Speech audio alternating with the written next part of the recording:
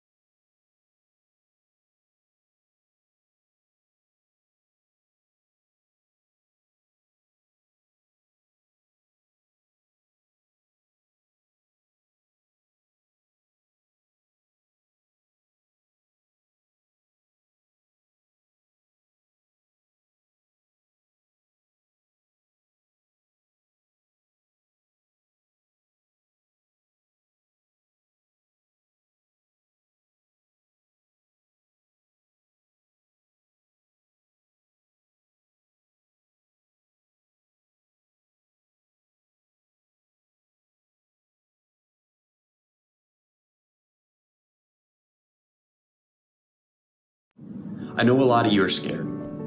A lot of you are worried about whether or not you're going to be able to make your mortgage or pay your rent, about whether or not your job is going to be here when all this is over, or whether your small business is going to survive. We all lived through 2008, and we know what they're going to try to do. They're going to try to bail out the billionaires and the banks, the rich and the powerful, and they're going to leave people like you and me behind. But this time it has to be different. This time we have to stand up and say, we're not bailing out the people who are irresponsible with their money, the people who use it on stock buybacks. We're here to make sure that normal people like us survive and are made whole. My name's Adam Christensen. I'm running for Congress here in Florida. And this campaign, more than ever, it's for the many, not just me.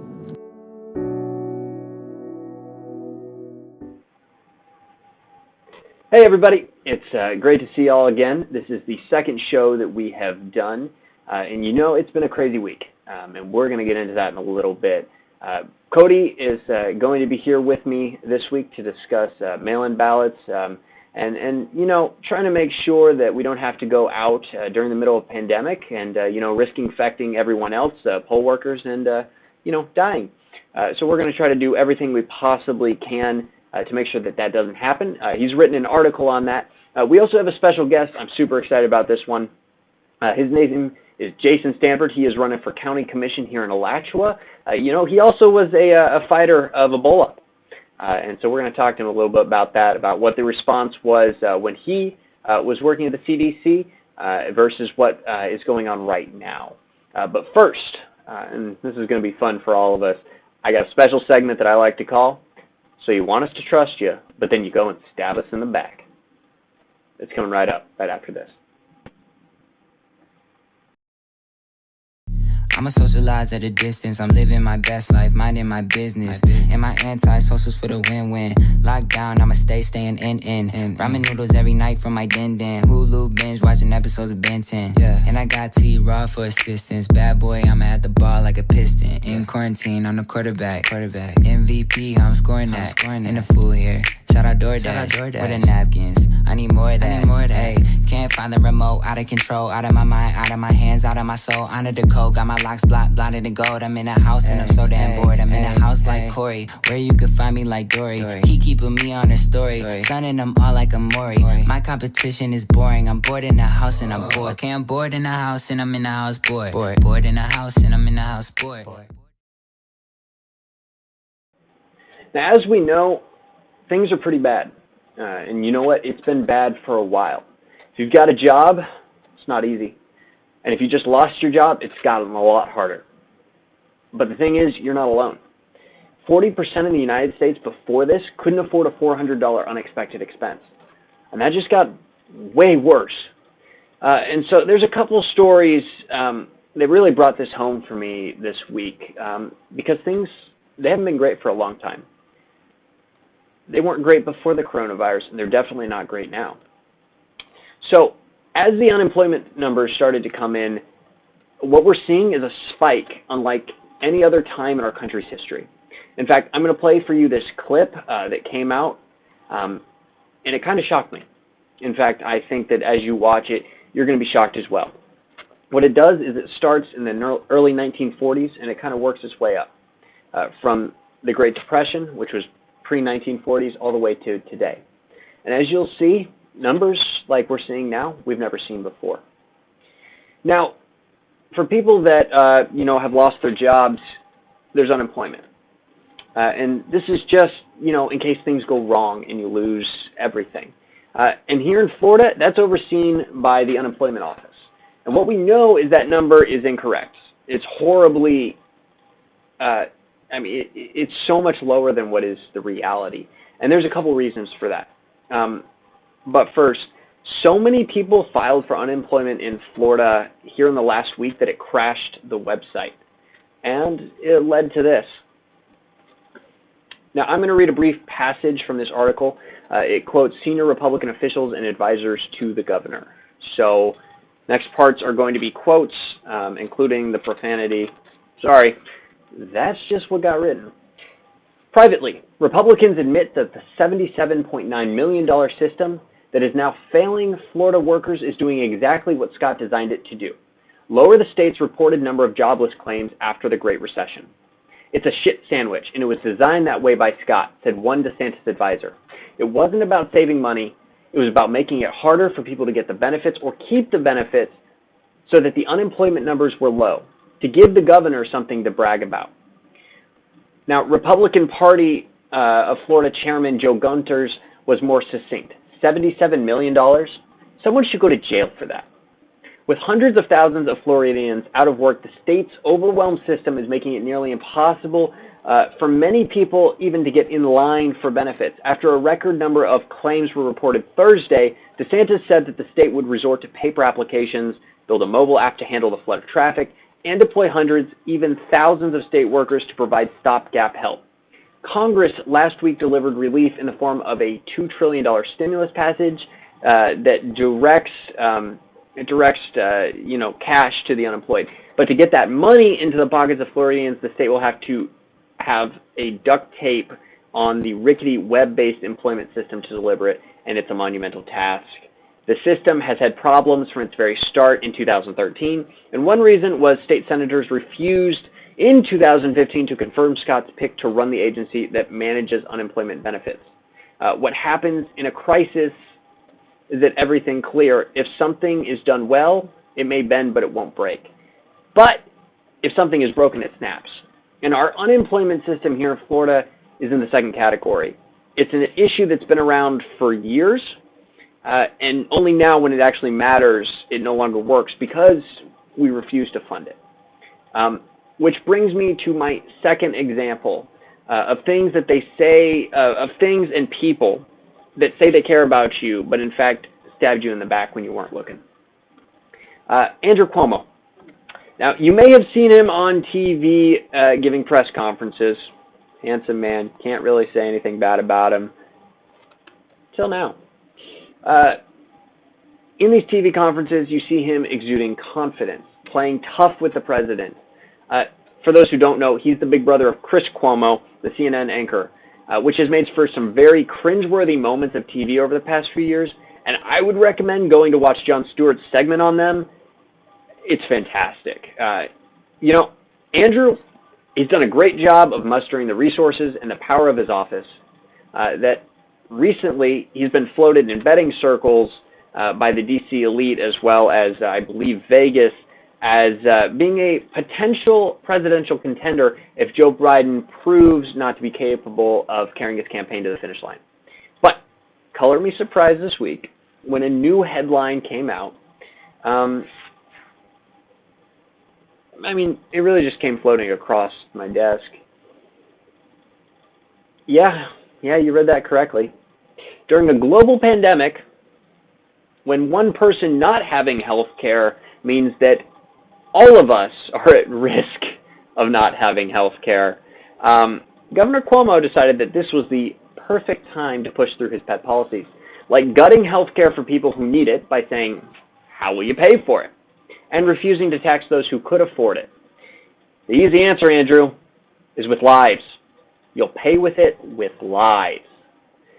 Now, this is the mentality of most corporate Democrats and Republicans. They'll say that they care about you to their face. Then they'll go on TV. Again, say the right things, do the right things. They'll get you to trust them. And as soon as they're in office, they'll turn around, they'll stab you in the back. Which brings me to number 3. Now, anyone who has been following our campaign knows that I'm no fan of greed or irresponsibility when it comes to money. And if you follow us on Twitter, you know that about 30% of my tweets are about corruption with companies, and the other 10% are about people buying headlines and favor from newspapers and telling us to praise them when they spend the equivalent of 0.000000001% of their net worth. And this week was no exception. This brings me to the richest man on earth, Jeff Bezos. Now, he is the CEO of Amazon, as we all know, a company who is famous for not paying anything in taxes in the past few years, and at the same time, still getting me a package 2 days after I didn't order it. Yes, you heard correctly. You paid more in taxes this last year than one of the richest and most powerful companies on the planet. Now, 2 things happened this week that made me think, wow, these people are actually evil. And the first was this headline. Now, just from looking at it, your first thought is, wow, that's amazing. That's crazy. Like, he's so generous. My first thought was, wow, that's some really bad damage control. Earlier this week, Amazon executives labeled fired worker as not smart or articulate in a leaked PR memo that showed Jeff Bezos attended a meeting where top Amazon executives were discussing how to deal with workers sounding the alarm about unsafe work conditions. In the past few weeks, Amazon had walkouts, they had strikes, protesting not being... they had walkouts, they had strikes, workers were protesting being on the same floor as other workers who had tested positive for COVID-19. They were protesting the fact they don't have paid sick leave, so they can't afford to stay home even if they are sick. They were protesting how they weren't giving protection equipment. And also, you know, for the record, they were protesting that sometimes they have to pee in a bottle so they can meet their quotas in the warehouse. I mean, now, instead of providing those basic things to their workers, the Amazon executives decided to target the leader of the walkouts. They decided to fire and then smear a black man named Chris Smalls. And then they leaked to the press that he was not, quote, smart or articulate. And that was why he was let go, and because he endangered worker safety. Yes, the guy protesting to get better worker protections is in fact endangering everyone. Good. So to recap, Amazon refused to protect their workers in basic ways. They fired those who spoke out. They got caught. And then they tried to, save face and donate the equivalent of $3 to feed the hungry, some of whom are the same workers that they just fired, and then they expect us to praise them as generous. In reality, they chose the cheapest option. It cost them less to buy off everyone's goodwill with $100 million than to just pay their workers enough to live, provide them with the protection they need to do their job, and, you know, just not fire those who spoke out. But just so that you know how bad of a slimeball Jeff Bezos is, you know, we're coming for you, Jeff. The same way that Teddy Roosevelt came for Rockefeller, you know, you're not going to be able to do this anymore. I mean, you have effectively set up a corporate cartel which undermines businesses. It destroys small towns and economies. For those who don't know, Amazon, while they are a marketplace, yes, they also create their own products. In reality, what they do is whatever products get sold on their marketplace, they see which ones are the best ones that are easy to make. If it becomes a novel product and it makes a lot of money, they will create their own version. And then on their marketplace, they will hide the results for the original owner, the original seller, the original producer, bump theirs up to the top, run those people out of business, take all their money, and they just destroyed small businesses who created a novel product, stole it from them, and ran off with the money. So it doesn't really surprise us that a company like that, which basically owns the world at this point, doesn't care whether or not the people who work for them and actually make their company go live or die. We've seen a lot of that in the recent couple months and in reality years. So Jeff Bezos, Amazon, corporate cartels, yeah, your time's coming up. We're here to protect normal people. We're here to make sure that they have a voice, not you. You've had enough of a voice for a long time. So we have Cody coming up right after this. It's exciting to talk to him about some of the protections we can put on the polls, on voting, make sure that we are all safe, and really talk about ways that things like this happen, where people talk to your face, they say the right things, they get you to trust them, and when you look at them and you trust them, they reach around, they stab you in the back, they take your money, and they run. So, we've also got Jason Stanford coming up in a little bit. Stick with us. We'll see you in a bit. Baby, come give me something, oh. Baby, come give me something, oh. 'Cause I can't stop loving. That's exactly how I feel. That's exactly how I feel. That's exactly how I feel. Don't hide no. I want to thank Cody for being on the show today. Cody, how about you just kind of give your background, and then we can get in from there. Yeah, so my name's Cody Yules. I'm the communications director for the Many campaign. Yeah, I've been a journalist for a while, and that was kind of how I got started with Adam.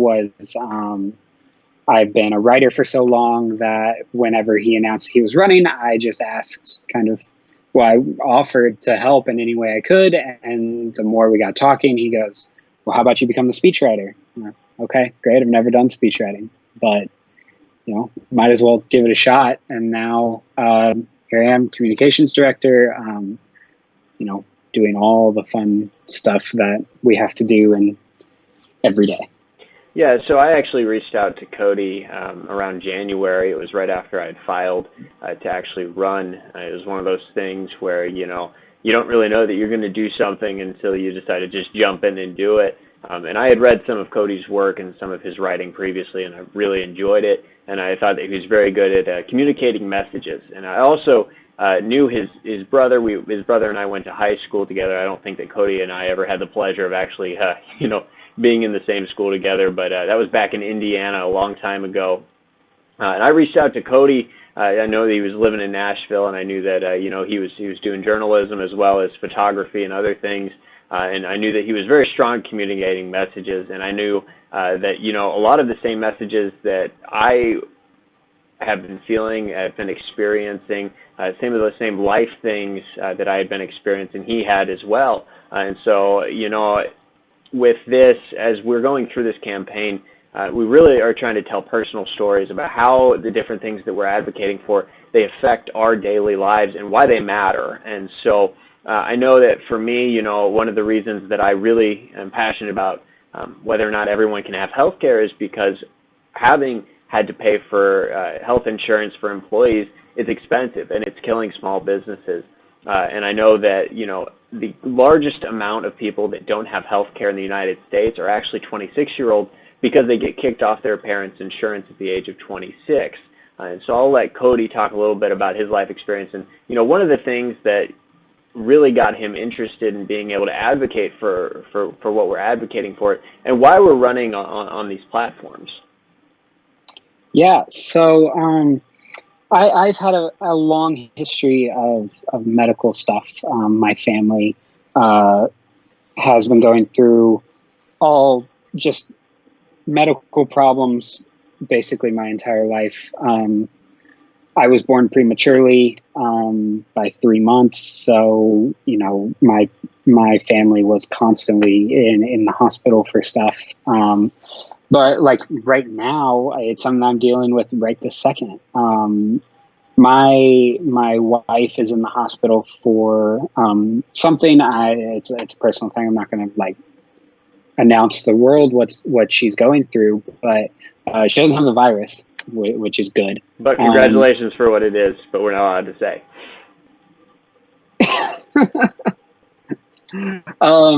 Yeah. So, but she's sick right now, and on Tuesday she said that we need to go to the ER, and I wanted so much to say no, because it's expensive to go to the ER, and the first thing that I thought was, how are we going to pay for this? Not, my wife is sick and we need to go make her better. It was, I don't know if we can handle the medical debt that will come with going to the hospital, which should not be the case right now in where we live and everything. And, I've been petrified of going to the hospital for so long because my wife and I didn't have health insurance until January for the past like 4 years. And so that's one of the biggest things that I have been wanting to fight for a long time, is to make sure that everyone in the country has healthcare. No one has to go through kind of even a little bit of what I've gone through just even the past few days. Yeah. And I mean, like, we've been saying this before the pandemic, before, you know, our healthcare system collapsed, before we realized that just because we have the most expensive healthcare in the world doesn't mean we have the best healthcare in the world.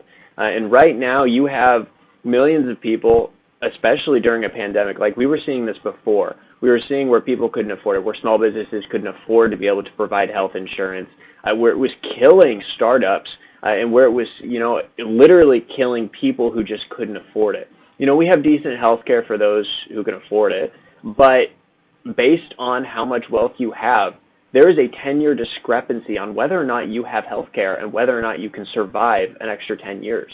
People right now who have more money and are able to go to the hospital and have insurance, they survive about 10 years on average longer than those who don't. And right now, you know, as we're seeing the pandemic unfold, you know, we knew this was coming. The government has known that a pandemic was going to hit here. The state of Florida knew that we were going to have a pandemic for almost 12 to 15 years, and they were supposed to come up with a plan for it and didn't. The problem is right now you have millions of people who rely on their employer-based insurance in order to make sure that, you know, they have health care. Well, this month, or actually in the past week, we've seen 6.6 million people lose their jobs, which basically means that now they have lost their health insurance, which means they've lost their health care. And in a pandemic, and even not in a pandemic, what we know is that if you don't have health care, if one person doesn't have health care, then that puts everybody else at risk. And so this isn't necessarily a thing about how will you pay for it. Obviously, we've laid out exactly how it gets paid for and why that's the wrong question to ask. But we understand that from a public health safety point, if we don't make sure that everyone has the chance to be healthy, then that means that more people won't be. And that means that, as we're seeing right now with what's going on, that the effects can be so much worse. Yeah, we may save a couple bucks by not paying for a couple people's health insurance, but we pay for that in lives. And when it comes to a pandemic, we really pay for it because the economy has lost $10 to $15 trillion in the past month simply because we didn't pay for the things that we were supposed to pay for, and we didn't make health care available for everyone who needed it. And so the first thing when somebody is sick should not be, how are we going to pay for it? And even if you have insurance, 70% of the people who go bankrupt from medical debt have insurance. And that's the hard part is, you know, I've personally known people that have gone bankrupt due to crazy medical costs. You know, and you know, we look at all over the world, you know, we're not the, you know, we're the ones that go bankrupt because of our healthcare system. Nowhere else in the world does that happen. You know, even I've studied Medicare for All systems all over the world. Some have, you know, a full public system. Some have full private systems. Like Switzerland has a fully private system but the government still kind of controls it overall.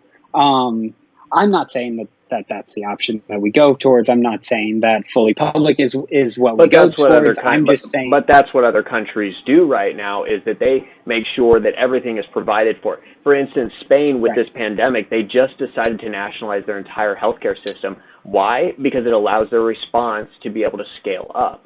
New York hospitals are now all coming under one roof so that they can do the care in the same way for every single location, and that way they can maximize the amount of people they're able to care. Right now, our healthcare system is not designed to cure people. It is designed to be able to allow people to get elective surgeries because that's what hospitals make their money on. They make their money on the elective surgeries. They don't make their money on making sure that people are healthy. And right now in the United States, we are one of the only countries that does that, and it can't happen anymore. Because right now what we are worried about is whether or not we can pay for COVID-19 testing, let alone the vaccine. Now, what about the people who have flu-like symptoms? They get tested, but they don't have COVID-19. Now they're still on the line for that medical bill because they thought that it may have been covered.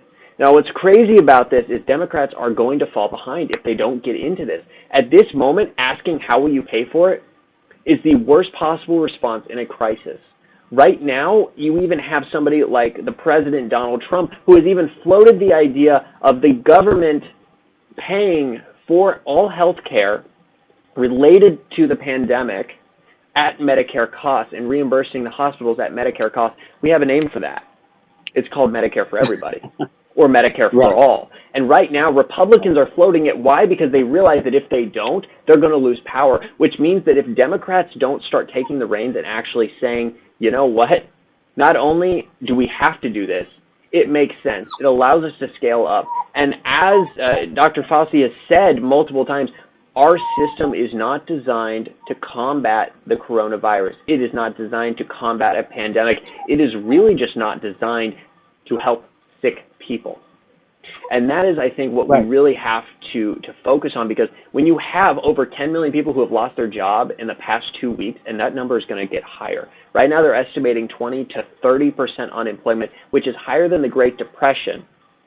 And if your insurance is tied to whether or not you have a job and whether or not your employer is paying for you, we are talking a fifth to a fourth of all people in the United States no longer having health insurance because they were laid off. Now, let's talk about just like kind of like general health insurance for a second, because I've heard one argument that I really enjoyed of why we should just do a full Medicare for all, like right now, just do it once and be done. You know, it's people change jobs, people, you know, go through all this and they're constantly having to figure out, okay, can my health insurance get swapped over, or can any number of different things happen? Whereas if we have a Medicare for all system in place, that is just a one time, we all switch over and then we're done. Like, and that would be basically it, because, you know, people, like, there was a story that happened where this lady got a promotion for a job, and with that came a different healthcare plan, but they didn't tell her that, so she was paying for two plans. And you know, that's so ridiculous that no one just went, hey, by the way, this is the case. You know, and then she got billed for like 17 grand when all she did was get a promotion. You know, maybe if we just had a healthcare plan that was separate from your work, then none of that would be the problem. But we're in a system today where that is, you know, my wife right now, which is where we get our healthcare, is through her work. You know, if she were to leave that, then our healthcare is gone. You know, it's like, what? And right now she's laid off, I'm laid off, everyone's laid off. Yeah. What in the world are we supposed to do? So this was the argument before the pandemic, right? It was that we couldn't pay for it, that it wasn't worth doing, that and all the arguments that, you know, we just made right now, they're still relevant. Now let me give you one more, one that has just become blatantly clear in the past couple months. Right now we have a choice to make, and we have to make one or the other choice, because we don't have a choice. Right now, when we get out of this, health insurance claims are going to be so high that health insurance companies are going to go bankrupt. Right. So here's the deal. We either bail them out using taxpayer money and allow them to keep profiteering and taking 30% of everything we pay for healthcare off the top with no reason, essentially stealing from us, or we decide that they're no longer useful. And we use the money that we would have used to bail them out in order to just remove them from the system, and we all pay 30% less. And so for me, I think that makes sense. I think for anybody who actually values their money and is responsible, which is just about everybody that I know, because right now, 40% of the country can't afford a $400 expense, and that's not because they were irresponsible with their money.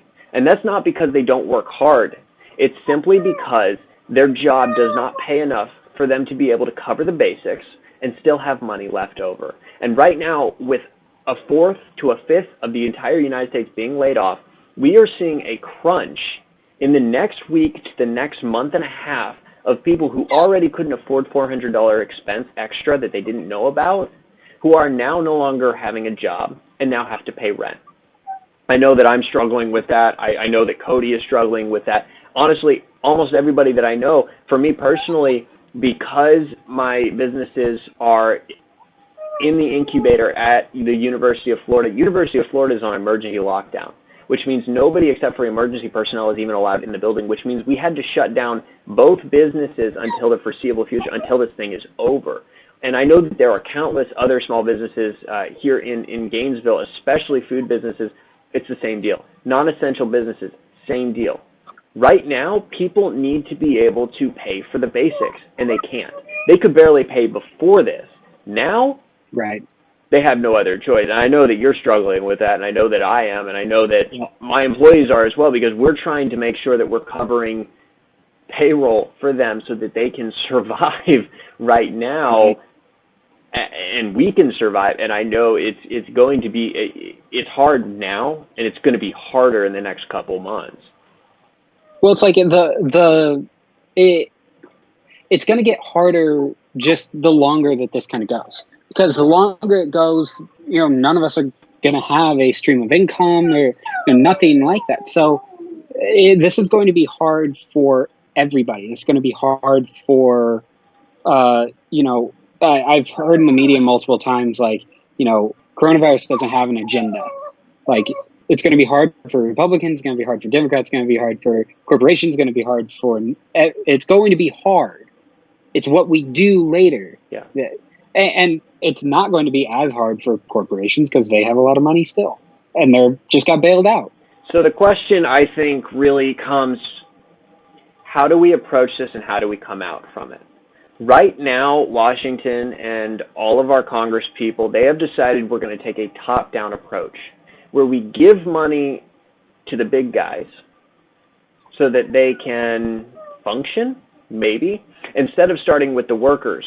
Now, what happens when you give the money to the banks and when you give the money to the big guys is they're still going to squeeze out every last penny that they possibly can from their workers and their people. So let's take a bank, for instance.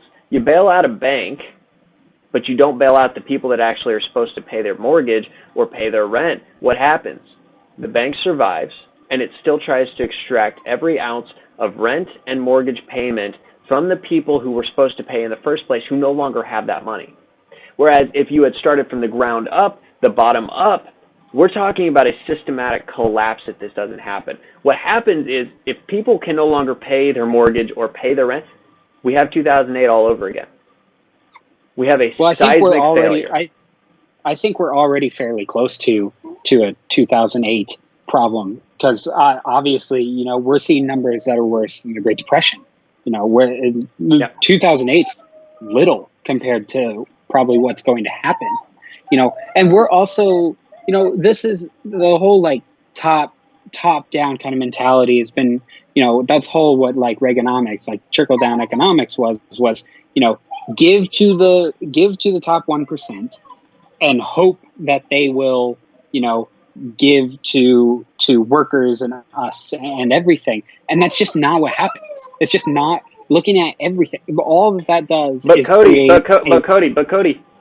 I'm just saying, I look on the news and I watch MSNBC and I watch Fox and I watch all these other ones, and it seems like every single person they have on there believes, I don't know, the trickle-down economics works for them. Yeah, no, it works great for the rich. They get tax cuts. I mean, they get all of that. But then we don't feel any better because of it. We don't feel we get larger wage gaps. We get everything. The CEOs make 250 times more than what we do. But Cody, I mean, you're going to get your $1,200 in the next 4 months. Why shouldn't you be happy? Oh, I don't even want to hear that. I'm sorry. It was too easy. Well, it's so obvious. Well, $1,200, great. And I'm also sorry that you can probably hear my dog whining. So, I'm not sorry. My That's dog's what's over gonna- here. He's that's- chewing on a bone down here. He's very happy. Actually, he's not happy. He's mad at me. We're not outside. Yeah. No, but, every other country has somehow been able to figure out that, like Canada, for example, was able to give $2,000 to every Canadian for 4 months. Because they took their A month $800 or just a billion one-time deal? For 4 months. Every single month, they'll get $2,000. So $8,000. So $8,000 for the next 4 months. Yeah. Whereas whereas here it's a one-time payment, but they took their $800 billion bailout. Yep. Stimulus package. Instead of giving it to their corporations, they gave it to all their people, which is what should have happened with us. But we're not a country where they care about the general worker.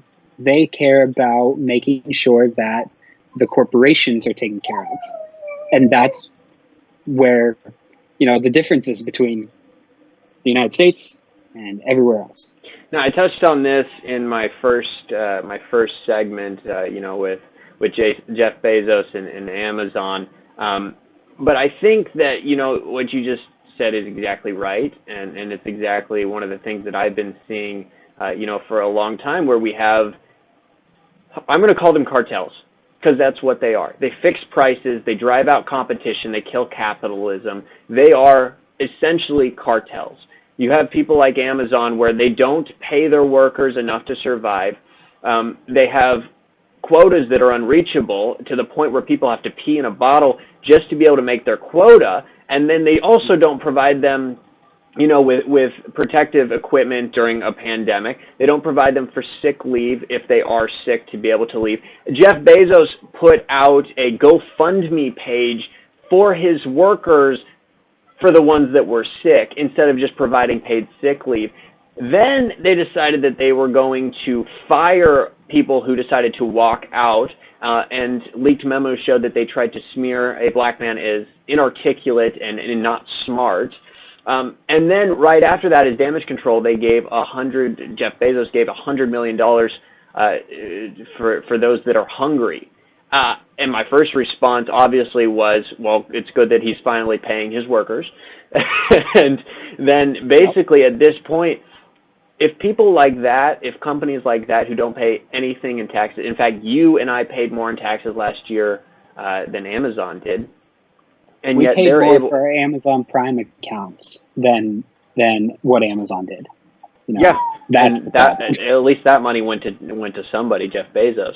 But at this point, I mean, I don't see anyone really in either party who is willing to stand up and say, without us, without the people that actually, matter and make the world run, the people that are essential services, the people who we say should not get $15 an hour because they work at Publix or Walmart, and yet we're expecting them to put their lives on the line during a pandemic in order to make sure that our world stays functioning. I don't see how making it so that they can't afford their mortgage or make sure that they can't afford their apartment. Because let's be honest, most people our age, we don't have a house, and we're not going to have a house. We're not going to have a mortgage payment. That went out the window in 2008. It's just not going to happen for us. But our rent payment. And so I think one thing that we've talked about a lot, and one thing that our campaign has talked about a lot, is we don't take a top-down approach. We take a bottom-up approach. What we are advocating for and what we are pushing is the things that help the many, not just me, not just you, right? Not just a special few who got lucky in their lives, and lots of them did it by, let's be honest, unscrupulous methods, like Jeff Bezos. Well, hey, Jeff Bezos earned his gold-encrusted yacht. That he paid. No, he didn't earn that one. He earned the one that lives inside that one. Oh yeah, right. Yeah. No, he earned the other 5 that he has because why not? He's worked really hard for $130 billion. Like, hey, you're a small business owner. Yeah, you're right. I didn't work that hard. You work hard. Clearly, I didn't work that hard. I mean, if I had worked harder, I would have at least $1 billion. I'm pretty sure. Right. Which brings me back to the point of the hardest working people I know are the people who work in minimum wage jobs, the people who work in agriculture, the people who are farmers, the people who actually use their hand. They work hard. It's a problem. Do I do manual labor? No, but have I worked? For a while I was working 3 or 4 jobs and still not able to afford my rent without the help of my wife. And that's just, it's so ridiculous that I have to do all of that and still kind of go, I hope that, that you can make hope it I can at the end of the finish my rent, or I can, or I can get gas, or I can do any of that, and that's ridiculous. So let's. Hi, I'm Jason Stanford, and I'm proud to be from Alachua County. I grew up here in Melrose, graduated from Hawthorne High School, Santa Fe College, and then the University of Florida. I've spent the last 20 years of my life as a public servant in state and federal government, delivering services to people in need. Now I'm running to be your next county commissioner. I'll work hard every day to make sure that Alachua County is a great place to live and work for all of us. I need your support. If you make me county commissioner, I'll make you proud. I'm Jason Stanford, and I approve of this message.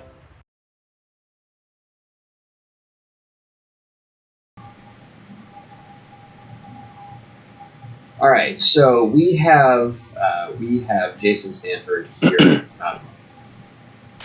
Jason Stanford here with us live. Jason, it's been great to to talk to you the past few months since we both decided to run for office, and just get to know you a little bit better. But basically, what I wanted to have you on the show to do is just say a little bit about yourself. Give us a little bit of your background, as well as your time in the CDC during the Ebola crisis, and just what you're seeing right now, and who you are. Yeah, great. Thanks for having me on, Adam. I appreciate it. It's kind of strange being home in Alachua County now, having worked at CDC and left there right after the Ebola response. For a little bit about me is I grew up here in Alachua County, out in Melrose, and went to high school in Hawthorne, and went to Santa Fe College, University of Florida, and then when I graduated, I moved to Atlanta to work in public health. But at state and local government. I wasn't at CDC right away, but I moved to DC in 2007 and began working at Department of Health and Human Services. Most of my background is in infectious disease, HIV, AIDS, and other infectious diseases that are either global or national. It was only by mistake that I got involved with Ebola. I had transferred back to Atlanta and moved to the CDC after I'd worked in HRSA, Health Resources and Services Administration. I think one of the things, if I could maybe do a sidebar for a second, is that a lot of people don't understand how the CDC and HHS are different yet the same. HHS is the parent agency or parent organization department that is over all of these optives, such as CDC, HRSA, also FDA, NIH. So when you see Dr. Fauci on TV, he's under HHS just like the CDC is, but he's at FDA and NIH and these other folks. It's a large family, and there's a lot of folks that do a lot of work. And so CDC is based in Atlanta, not DC, and a lot of people sometimes forget that when you don't see the CDC on these daily press briefings. It's mostly because they're down in Atlanta doing the work, trying to get our country safe. So one of the things that I did, I worked with state and local readiness, building capacity with these state governments, getting them ready for an all-hazard response. And preparedness from a public health perspective is not just a virus.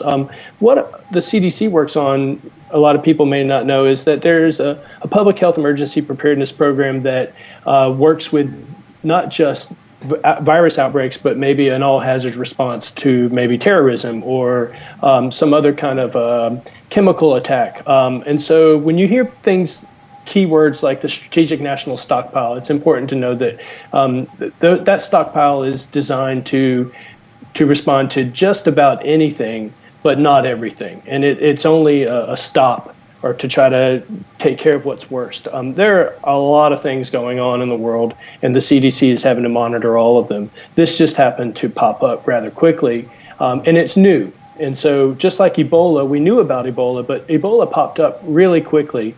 And once we saw how fast it was spreading in Africa, the administration that I worked for, the last administration, they saw early on we needed to get ready here in the States. And so people like me, thank God I'm not a clinician right now, and my hat goes off to these people that are out there working in the hospitals, in the ambulances, the rescue folks, the police officers. I'm from a family of public servants. I am one of the few people who in my family who is not a firefighter or a nurse or some other kind of public health person or policy person. But I've got cousins that are firefighters and nurses and teachers, and they are there every day doing the work. So my hat is off to these folks. What we did at CDC on Ebola was getting these states ready in case a case comes here. And we did have a few cases, but the Dallas case. But the states that I was assigned to, I immediately went to work with getting them ready to what happens if.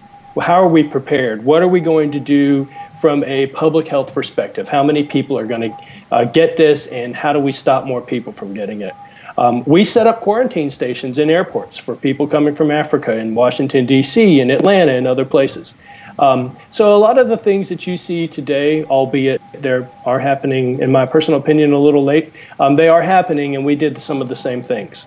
And so when I was working with state and local readiness, they pulled me into the Ebola response. So I went into the task force to help get grants out the door, to help build program capacity in not just these states that were expected to take an onslaught, but particularly for the African countries.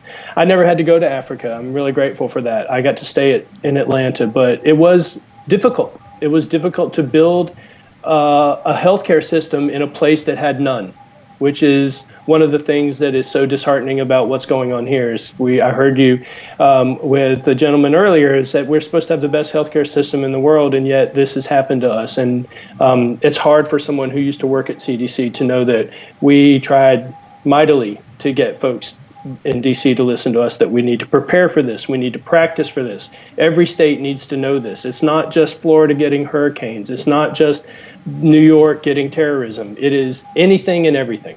And so that was part of what I did at CDC, was working with state and local governments, getting them ready for that. Yeah, and I believe that the CDC put out a report, it was it was 10 to 15 years ago, saying that a coronavirus, emergency could be happening in the next few years. And if I have researched this correctly, we had a playbook, we had a response, we had everything that we needed to have for an emergency like this, similar to the Ebola crisis, and we decided that we were basically going to throw it out the window and not follow it. As somebody who used to work in that capacity, how do you feel about that? Obviously not very well. Obviously not too happy about it, but just give me some of your thoughts on that. Sure.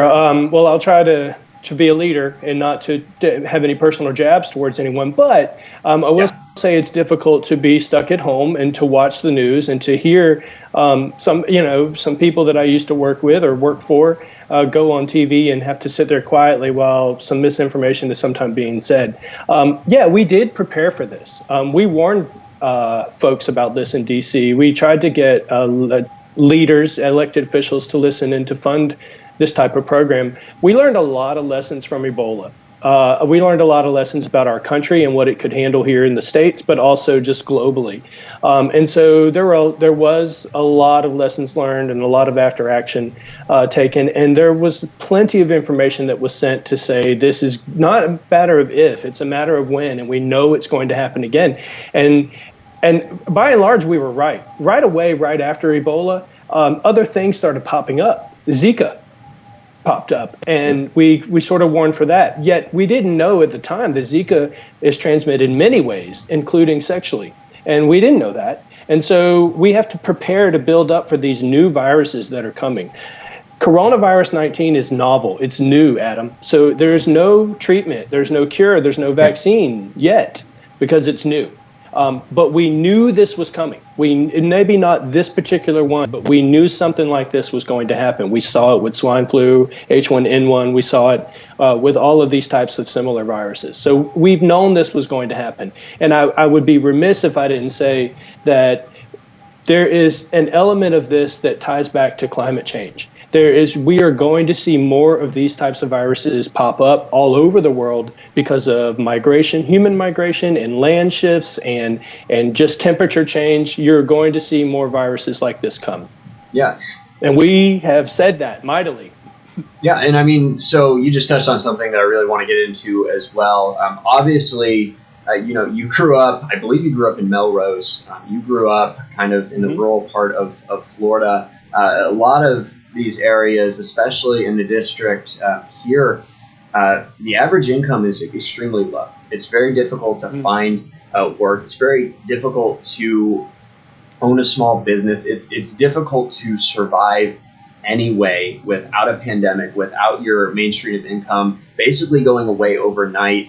And a lot of small companies have just been driven out of business in general over the last few years by giant companies who basically came in and undercut them, set up shop, helped small towns basically start to dry up all around the middle of Central Florida and North Central Florida. And so one thing that we have really been talking about here, especially with my campaign, I know this is something that is very personal and matters a lot to you as you're talking about running, as you are running for office, is we have to find a way to make sure that people they don't just have a job, because lots of people have jobs right now, and like you said earlier, you tip your hat to the emergency workers and the firefighters and the EMTs and everybody else who is considered essential right now.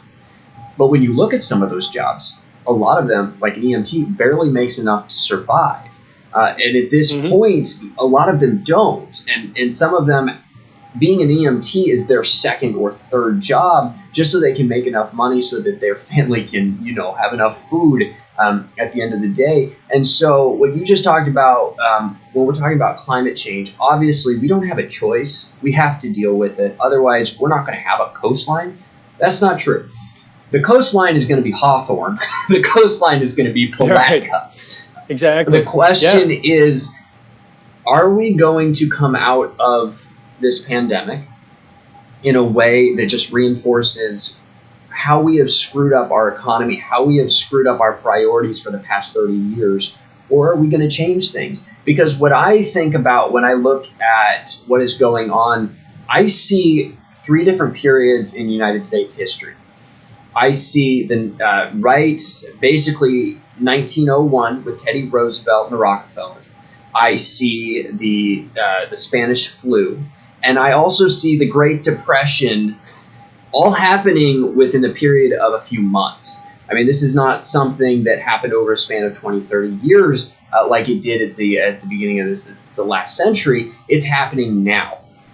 And what I saw and what we've seen historically is what that creates, what this massive inequality creates, is almost this populist breeding ground for an uprising. And after World War II, and even right before that, in order to get out of the Great Depression, you had people like FDR who decided that they needed to create good paying jobs to deal with the crisis. They created the Tennessee Valley Authority. They created things like that.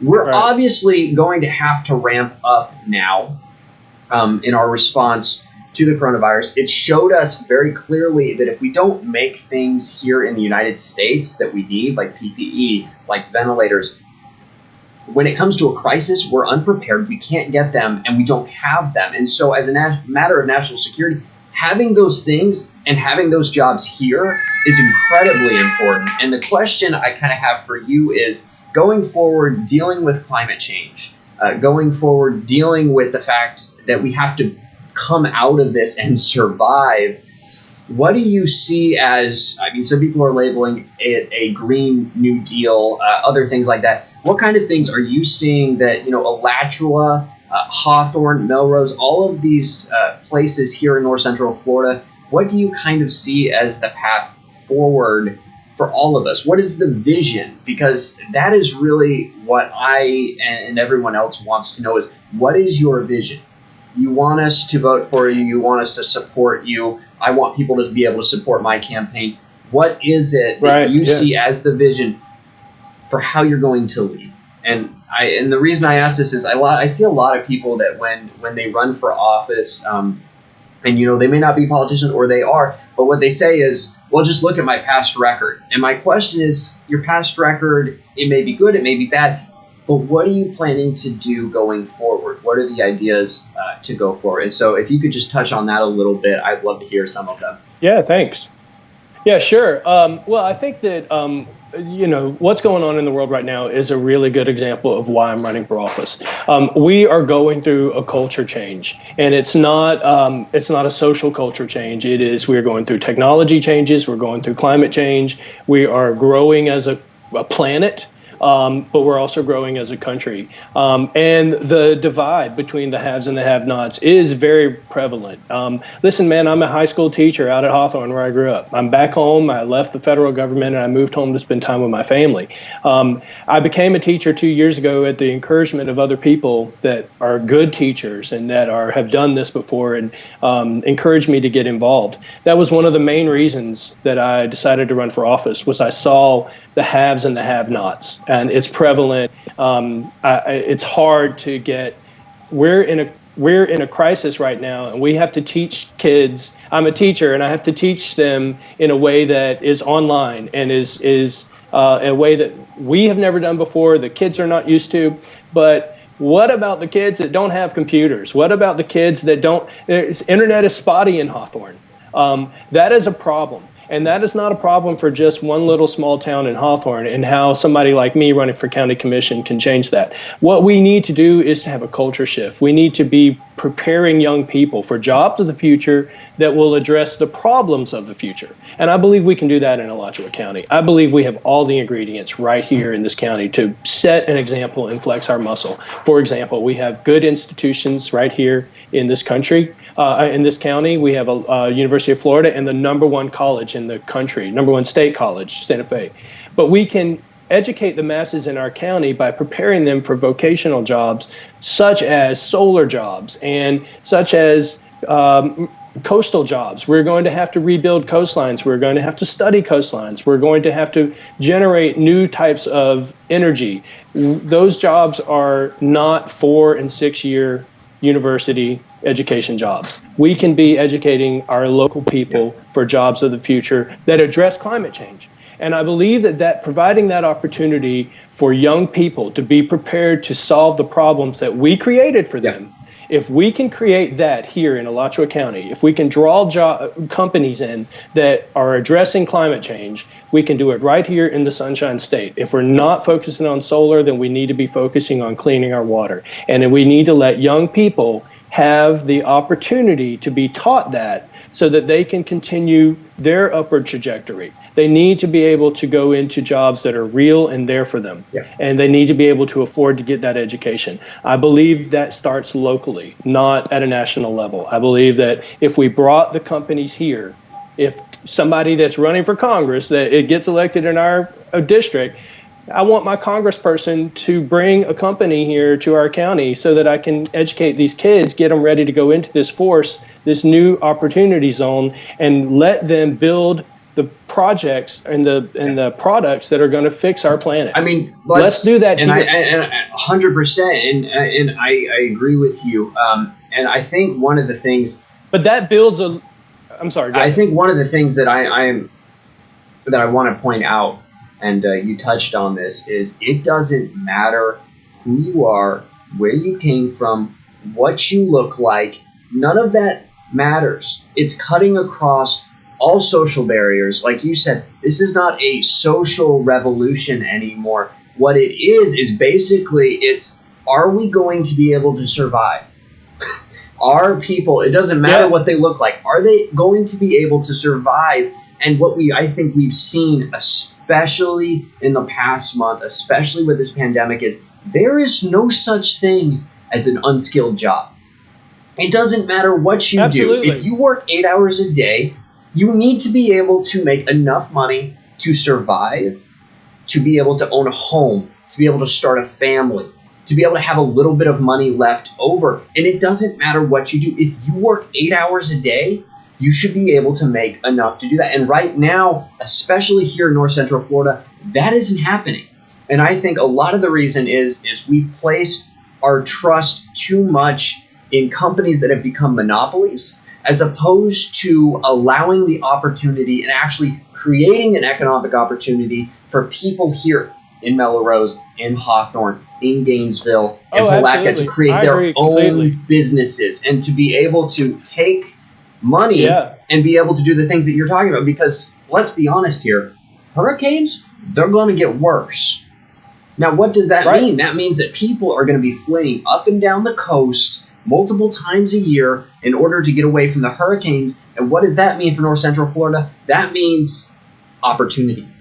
That means that where are they going to be stopping? We want them to be stopping here to eat in our local restaurants. We want them to be able to, gas up. We want them to be able to do those things. And how do we do that? We create jobs such as creating larger interstates that go up the coast so people can flee during the hurricanes. And can you touch on a couple other things, that just, especially right here, that we have to do? We don't have a choice, and it's going to provide and will be able to provide great jobs where people can have what we had 30, 40, 50 years ago, where you could work 8 hours a day on a postman's salary and have a great life.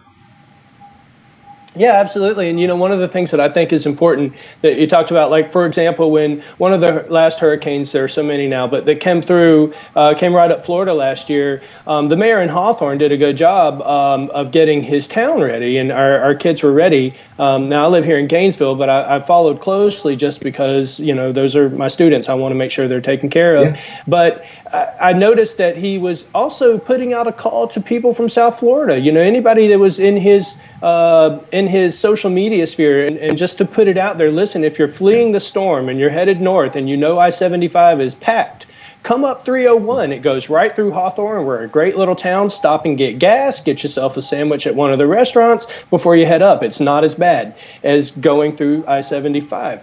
What really struck me with that is that it promoted these small towns that are right outside of Gainesville, and that to build capacity in those towns, to put money into these towns, tax dollars, and have people spend there.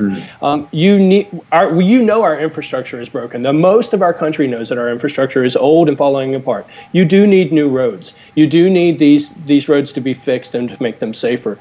But at the same time, when you're doing that, build them for the future. Make sure that those roads are that allows all types of transportation, and that they accommodate whatever town or city or metropolitan area they're going through, but also to make sure that it encourages people to stop and spend money. If you look at the Alachua County, there is Gainesville in the center, and there are all these little small municipalities circled around at the edge of the county. You've got not just Hawthorne and Melrose in the east, but you also have Newberry in the west, and you have Alachua and La Crosse up in the north. Why not have these little small towns have good small businesses that take care of their communities and build them from our education system here locally, but let them build their communities to the point where people want to come and live there or to stop and do business there. Adam, you were running for Congress in District 3, which encompasses Clay, Bradford, and Putnam County, all of which circled the east side of Alachua County. I want those folks to come into Hawthorne and spend money at a restaurant, have dinner, and get the groceries that they need, and go back into the other parts of rural Putnam and Clay and Bradford County. But that brings tax dollars into my community. But there's got to be a business there that is worth going there. And we have to build capacity. And we can't ask people to start a small business if we don't teach them how to do that. There's more to landscaping in Florida than just cutting grass. We need to build Florida-friendly lawns. And we need to teach young people how to do that if they want to open their business, so that they can be successful. And I think that we have to provide an environment. We have to provide an environment where if they start up their company, the goal of that company is not just to sell it to the highest bidder 2 years down the line. Because right now, I mean, you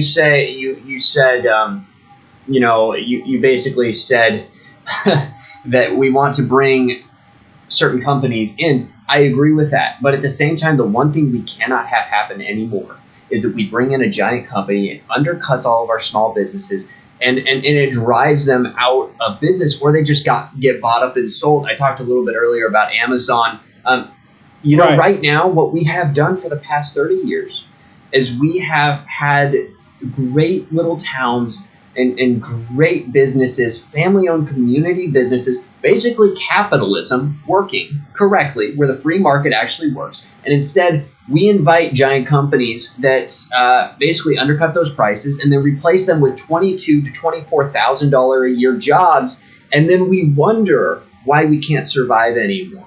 When in reality, that money is gone. It's not being spent in the community. It's not staying in the community. It's going to a giant multinational and giant company that pays almost nothing in taxes, who then take it somewhere else, as opposed to that money staying here or even just being enabled to come in. And I think at this moment in time, what we saw with the giant bailout that we just gave was we are giving free license for that to keep happening for the next 30 years, as opposed to setting up an economy that actually works for more than just a couple people. Because right now, before this crisis, 40% of the United States didn't have $400 in their bank account for an unexpected expense. Well, guess what? We now are a month in, that $400 is gone, which means that almost half the people here in Central Florida and North Central Florida, they no longer have the money to make rent or pay their bills. But at the same time, I mean, that's where we're at. The problems that have been happening for a long time, they just got sped up. It's not that these are new. Yeah, I think you're right. I mean, just from a public health perspective, these are not new problems, right? We started that off, is that but there are other problems that compound outside of that. So economically, yes, you're right. If you're not making $15 an hour or more, that's just the base. That's a minimum living wage is $15 an hour. You've got to have jobs that pay more than $24,000 a year. It's just unrealistic to raise a family on $24,000 or $48,000 for a family of more than two. And I mean, right? If you have a child going to school, it costs that alone. Yeah, you're a teacher, and I mean, you gave up a government job to come back here and teach, and I'm assuming that was a slight pay cut? A bit. I'll tell you, teaching is the hardest thing I've ever done. And and I'm proud to say this, but I have students that will go and graduate and make more money than me right out of high school, but they'll be doing new jobs of the future. But yeah, teachers don't get paid a lot. If it wasn't because I wanted to do this, I would have to have a second job. Most teachers that I know have more than one job. They go to school during the day, but they do something at home at night, or they go to a second job. I'm one of the few that don't. And I think that right there is that's something criminal. That we have. That's criminal. Well, and it's critical. What you're saying. The fact that we're educating young people. Why is that not a priority in this country? Well, not only that. It's just right now, the way that you are thinking about things and the way that you are approaching it is you're doing something that matters, something that is worth doing, and it's not about the money. It's not about profiteering. Right. And I think right now what we are realizing is we have set up our systems with healthcare. We have set up our systems as far as economics, where it is essentially socialism for the cartels. It is socialism for the giant companies who are actually killing capitalism and making so we don't have a free market. Because if it was a free market, teachers would be paid a lot more. If it was a free market, then our healthcare costs would have come down. If it was a free market, we wouldn't give out patents to companies for 5 to 7 years when we're the ones that funded the research for it and actually created that product, and then we just hand it to a pharmaceutical company. And so I think what you just said is incredibly important. It's something that I really think that we have to focus on, and that's one of the reasons I'm running is we have to change our mentality away from how much can I take out of everything that I'm doing? How much can I profiteer? How much can I steal from others just so I can survive? And when in reality, a lot of people are fighting amongst themselves, essentially for scraps, when the money that they should have, because they would have been able to start a small business, is instead going to healthcare costs. When the money that they would have had is going towards childcare costs. When the money that should be going to education is going to everything else in our lives that almost nowhere else does anybody else have to pay for except for here in the amount of money that we have to actually spend on it. And so I really applaud you for, doing what you are doing, and especially running for county commission on top of it, simply because we have to have that mentality back in our government, in our politics, and in the people who are actually supposed to be in charge of what's going on, because we haven't had that for a very long time. Because right now, essentially, donors run the scene. You can change a face, you can change the congressperson, you can change everything, but if you don't change the people that are funding them, if you don't change the people who are behind them, nothing actually changes. And so right now, I know that you are trying to get on the ballot. It's same here, and it's incredibly difficult. Here in Florida, there are two ways to do it. To run for Congress, you either pay $10,000, which is one of the highest amounts in the country, or you get 5,000 signatures to get petitions to get on the ballot, which is also one of the highest in the country. And the reason that the petitions is not, unconstitutional is because the reason that basically the $10,000 where the filing fee can be that high, and why they have said in the past it's not unconstitutional, is because there was a route to get onto the ballot that didn't require the money. Right. Or if you had a financial burden or hardship, you were able to get on the ballot if you did the work, if you had a grassroots campaign, if you had the support. But the problem is with the pandemic, as you and I both know, is we don't have that option anymore. Because as soon as the pandemic happened, we stopped going out to get petitions because it endangers public health. We stopped our interns from going out and canvassing because it endangered their lives and the people that they were talking to. And I know that you have a lot of petitions that you need to get done. I do. Our deadline is passed. I am hoping that they decide that Governor DeSantis decides to take New York and other places lead and basically lower that number so it can take some of the financial cost off, especially in a pandemic, because both my companies are at this moment not functioning. The cost is $10,000 in order to get on the ballot. Donations are hard to get right now just because everybody's worried about whether or not they can survive. And we're not allowed to get petitions. They just put a little bit of relief, but it's really not in reality. I believe that now you can start getting electronic signatures. So if you can tell people, what they would need to do or how they can help you out to get on the ballot, or even, what's the filing fee? Obviously, on a teacher's salary, it's not. It's not, yeah. Well, mine's not much less than yours. You're running for Congress, but for county commission, it's $4,700, or it's $4,699. It's a lot of money. It's almost $5,000. And so otherwise, I need 1,810 signatures or on petitions. And so I'm not there yet. We had a plan to get there by the May 11th deadline, but like you said, everything got canceled.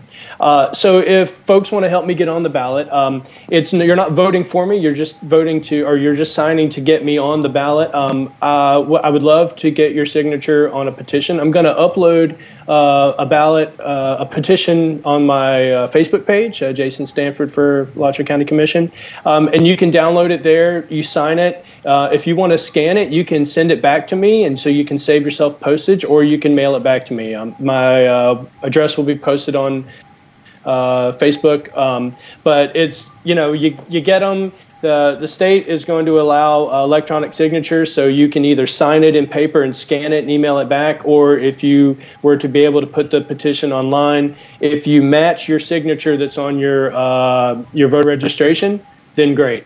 I'm encouraging people to use just print out the petition, sign it with their hand, and then scan it, send it back. You can even take a picture. But your signature has to match your signature on file with a supervisor of elections. So I worry about some that are doing it online. So just download the petition from my Facebook page or my website, and you can copy it, send it back to me via email, and I'll take care of it from there. I'd sure appreciate it. I need a few hundred. It's not going to be easy. I do hope that they reduce the number required or reduce the cost. It is not easy. I have some personal opinions about why the fee is so high. Other states are not this high. California's 1,000, I think. New York's like 1,300. Non-southern states. Yeah, non-southern states. So it's designed to keep people off the ballot. But everybody's in this boat now, so no person running for office is immune from this. And so unless you got the petitions done ahead of time, we're all in this together. So you're not voting for me. You're just voting, or you're just signing to get me an opportunity to get on the ballot. So I'd sure appreciate it. You can go to my Facebook page or my website and download one there later. I'll probably put it up tonight or early tomorrow. Yeah, and if you want to donate to Jason's campaign, I believe that he has some information on his Facebook page and his website on how you are able to do that to help him out with the filing fee if he's unable to get the petitions. Same with us. If you head over to the website, both of us, and one Absolutely. of the reasons that I really wanted to have Jason, on the show and to just talk to me about his campaign is what we are doing is changing the conversation. We are not backed by the same donors and the same people that have run the show for years. That's not who we are. What we are is we're trying to look out, and we're trying to build for the future, and we're trying to come up with ideas that can pull us out of this hole. And the way that you do that is by going and figuring out and being able to talk for the people whose voices have not been heard for a very long time. And here in Central Florida, we're talking about young people. We are talking about those, it doesn't matter your age. Even people who make $100,000 a year are still struggling to survive. I think it's 30% of people making $100,000 a year still run out of money at the end of the month, which means that our lives are too expensive. And it means that something is wrong. Because if a person with $100,000 is running out of money, people that are only making $24,000, they're not doing well, and especially now. It's not livable. No. It's not livable. And so I think that's really the biggest thing is why I am running, and I know that why Jason is running is because the people who work for a living, the people who do everything possible to make it, and they are struggling. And so for me, I want our systems to work. I want capitalism to work. I want the free market to work. I grew up in Indiana. I grew up in the deep red. And you know what? Personal responsibility is a huge deal, and it needs to be. But at the same time, when it gets to the point where you can work as hard as possible and do everything right, and it's still a crapshoot, something is wrong. And so what we want to do is we want to make sure that it's no longer a crapshoot, that if you work hard, that if you are responsible, which everyone that I know is, because you can't survive nowadays without being responsible with your money. If you do those things, you get to have a decent life again. It used to be that way. It is not that way now. And so that is really the reason that we are doing what we're doing, both as far as our careers as well as why we're running for office. So I just want to thank Jason for being here and doing this with me. I know we ran a little bit long, but I think it was very important for us to be able to say that. Jason, you get the last word. If you have anything else that you want to say, I'm happy to turn it over to you. Adam, I would be remiss if I didn't say, from a former CDC person, please wash your hands. Please stay inside. Please listen to what the CDC is saying. And we have a TikTok on that. There is a TikTok that I played earlier. If you need the proper hand washing technique, we got that. Let's do it. We can do this. Awesome. Hey, I appreciate it, Jason. All right, we are going to go to the end screen, but we are going to be back either Wednesday or Sunday. Depends on how well we do as far as getting the next segments and everything written, and just how busy our lives get. So we appreciate it. Would look forward to you all helping out both of our campaigns as we go forward, and we will see you next week. Thank you. I know a lot of you are scared. A lot of you are worried about whether or not you're going to be able to make your mortgage or pay your rent, about whether or not your job is going to be here when all this is over, or whether your small business is going to survive. We all lived through 2008, and we know what they're going to try to do. They're going to try to bail out the billionaires and the banks, the rich and the powerful, and they're going to leave people like you and me behind. But this time it has to be different. This time we have to stand up and say, we're not bailing out the people who are irresponsible with their money, the people who use it on stock buybacks. We're here to make sure that normal people like us survive and are made whole. My name's Adam Christensen. I'm running for Congress here in Florida. And this campaign, more than ever, it's for the many, not just me.